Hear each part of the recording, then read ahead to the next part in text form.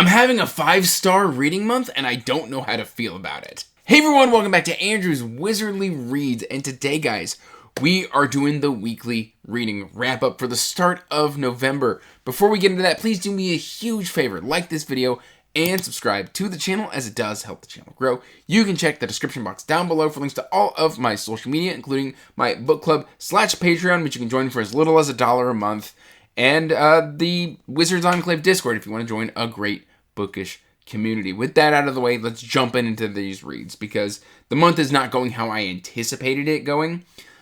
Basically, last month I kind of got heavy into solo leveling, which if you don't know what solo leveling is, it's either a manhwa, which is a kind of manga, or it's an anime or a web novel. It exists in many different formats. I got into the anime, which only has 2 seasons out. The reason this is relevant is it is a progression lit RPG style of story, and I ate it up. I watched all of the existing episodes within probably 36 hours. It was wild. It was a lot of fun. Don't recommend you do it. I was losing sleep, and that kind of triggered something. And so I was just like, oh, I need to read something that is kind of similar to that to kind of keep scratching this itch because I'm getting so much positive dopamine feedback in my brain from it. Just kind of squeezing my brain of more.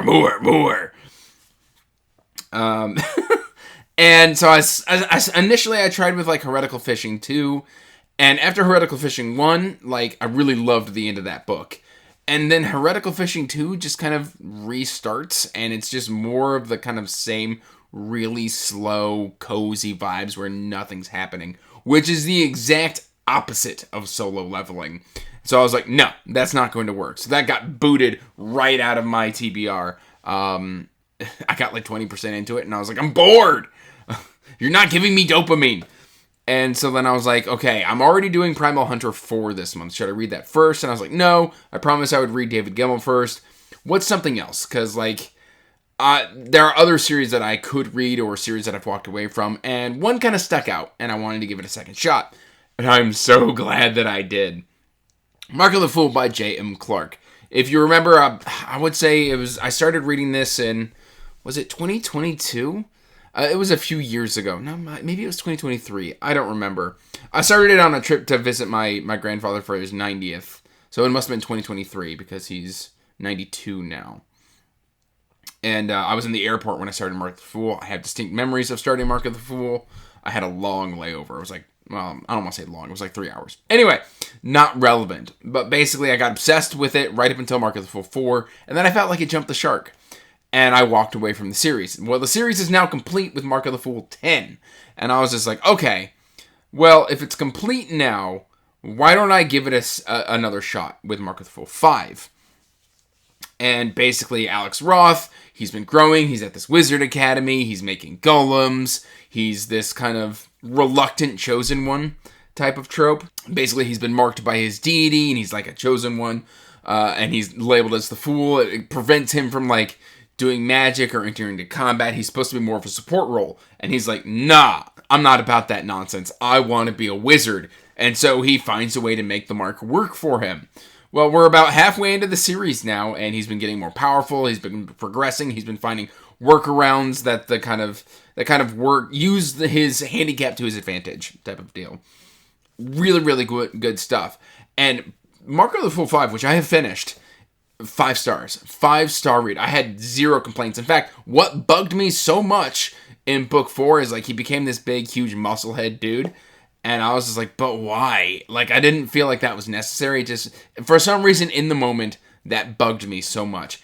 It barely gets, like, 2 sentences mentioned in the 5th book. And it just kind of is like, okay, we've done that. And now we're going to focus on the conflict. We're going to focus on the Ravager, which is basically this device / antagonist within Alex's homeworld that can create dungeons that spit out like vermin and monsters and stuff that him and his heroes are supposed to fight. And like we're getting into the deeper theological questions of what's going on within the story. I just loved it so incredibly much. And then Balin is one of my favorite just kind of mentor characters, period. And just overall, it was so cool. So I did finish that. I finished it really quickly. And yeah, I'm back on Mark of the Fool 5. It's now back on my TBR. I think I'm going to do Mark of the Fool 6. Maybe in 2026. Early 2026. Probably in January or something like that. Like, that could be a good way to start off the year. And then, on top of, like, just shoving Mark of the Fool 5 back into my TBR, Drew Hayes just out of nowhere was just like, hey, October 31st, by the way, it's Halloween. How about you get the conclusion to the series, Fred the Vampire Accountant? I don't own a physical copy, so I'm holding up the 8th book. This is Bloody Acquisitions. But all accounts settled is Fred the Vampire Accountant number 9. I am 43% into this book, and let me tell you what. It's amazing. It's so good to be back with these characters. I've missed them so incredibly much. I am feeling anxiety and sadness that the series is coming to a conclusion. Everything seems to be heading towards resolution. I'm just so incredibly happy that all of these characters have kind of come together in this found family. And basically finding the magical in the mundane is something that Drew Hayes does very, very well. And he's absolutely nailed it here in All Accounts Settled. And frankly, I'm just having such a wonderful time. This is the conclusion to the series. I can't talk too much on the series, but I own physical copies of all of them right here. Like, they're always behind me. This is probably my favorite to my second favorite Drew Hayes series. That being Superpowers, and then Fred the Vampire Accountant, and then followed by, I think it would be the NPC series after that. Just really good stuff, which if he drops another NPCs book, I'm there for it. I'm going to be reading it. I don't own those physically, though.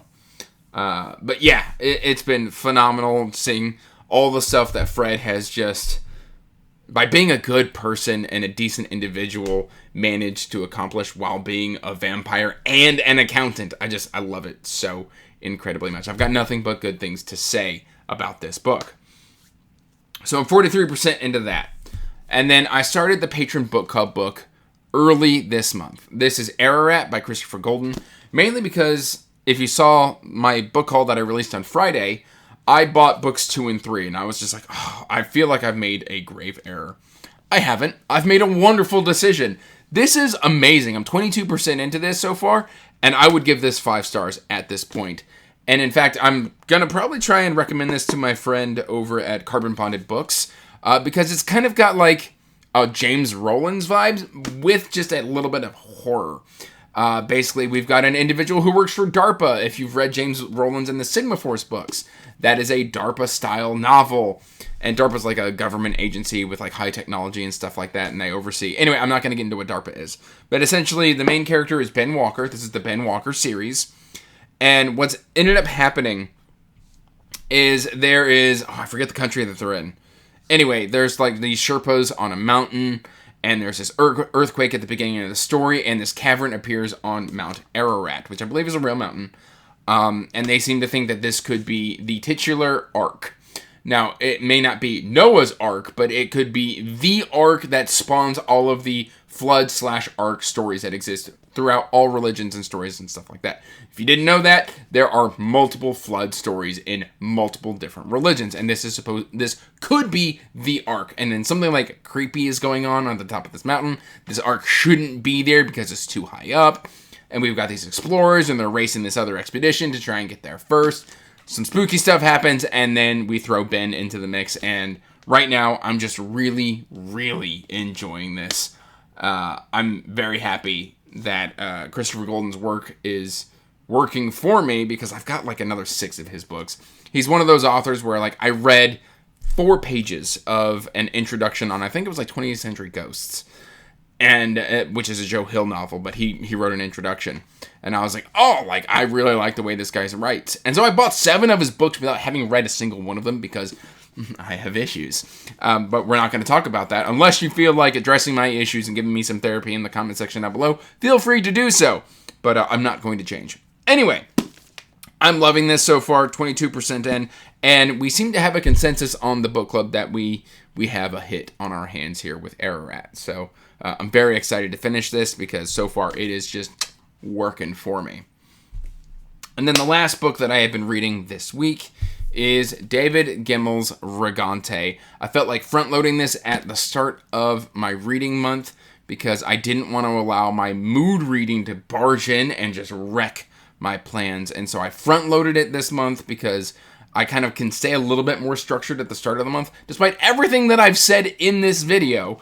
To contradict that with all my mood reading, I do actually do a fairly good job with staying kind of disciplined in the first half of the month. As the month goes on, I get a little bit more, ooh, squirrel, and then I go do other things. But Ravenheart. Now, I was nervous because I liked the first two so much. But, like, this may be one of my top 2 or top 3 David Gemmell books. Like, I'm not gonna BS you. In fact, like, on Goodreads, it was funny because I was reading 5-star reviews and I saw the Brothers Gwyn were doing gave this like 5 stars. They each gave it 5 stars, and I was just like, wow, like, this has got to be one of the better David Gemmells. And I was kind of thinking to myself recently of, like, David Gemmell passed fairly young. He was, I think, in his mid to early 50s when he passed. Just gone way, way too soon. But I know the Troy trilogy, which he also wrote at the end of his life, he wrote that around the same time here, was just phenomenal writing when I read it 2 or 3 years ago. I just loved it, and I was blown away, and I was like, man, that's like peak David Gemmell. It'll never get there again. But I was wrong, because with Ravenheart, it falls into that sweet spot where he was in his prime. He was writing wonderful characters, compelling stories, awesome action. He had the trifecta. He had nailed it. He was at the top of his craft when he was writing this, right before his death. I think he died maybe 6 years after releasing this book. But I feel like the books that David Gemmell wrote in that time period are some of the best work he did in his entire life, because David Gemmell is one of those authors where, like, I really liked Legend, which I read many, many years ago. But that was one of the first books that he ever released. But it was like, it had errors. And then as I kept reading his bibliography, each book kept getting better and better and better.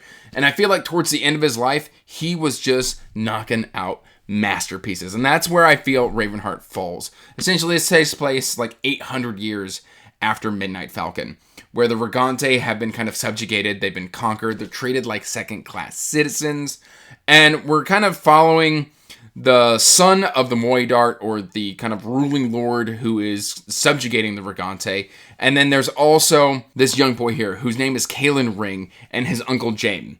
And Jaime is an awesome mentor, awesome father figure. Basically, he was there when Kalen's father died, and he promised to take care of Kalen, who is this young Rigante man who is tired of having the boot of their oppressors upon their neck, and he is looking to fight back.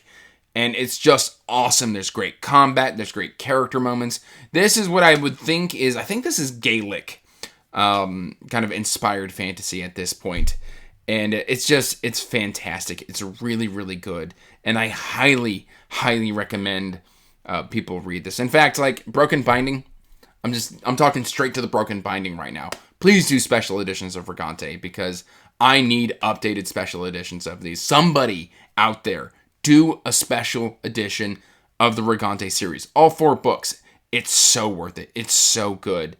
Oh, it would be truly special. This, so far, is just a flawless, flawless read to me. So that's kind of my reading week. I'm having nothing but amazing reads. Please let me know in the comment section down below how your reading week has gone. And that's all I've really got for today, guys. I hope you are doing well. Till next time, peace out. Stay magical. Bye. And as always, I want to give a huge thank you to my patrons. Thank you for supporting my passion and my hobby. It means the world to me.